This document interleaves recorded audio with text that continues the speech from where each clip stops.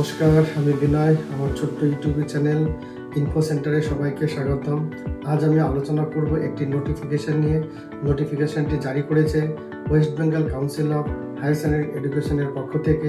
উচ্চ মাধ্যমিক পরীক্ষার বিষয়ে এই নোটিফিকেশনটি উচ্চ মাধ্যমিক পরীক্ষা চলাকালীন সিসিটিভি সার্ভিলেন্স রাখতে হবে, সিসিটিভি কোথায় কোথায় রাখতে হবে, কত দিনের জন্য রাখতে হবে এবং কত দিনের জন্য এটা প্রিজার্ভ করে রাখতে হবে, এই নিয়ে এই নোটিফিকেশনটি জারি করেছে।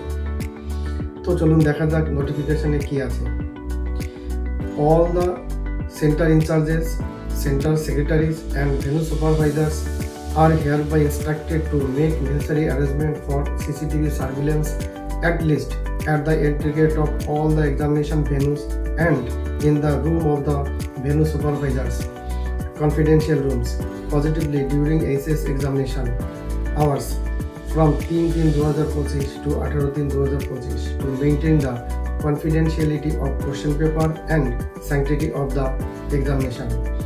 It is further informed that the record of the CCTV footage should be preserved in the safe custody of the venue supervisors till 18 April 2025, which might be asked to produce as per demand/necessity within the above mentioned period. তো বন্ধুরা, এই ছিল নোটিফিকেশনটি।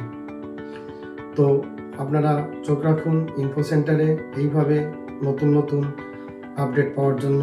ধন্যবাদ।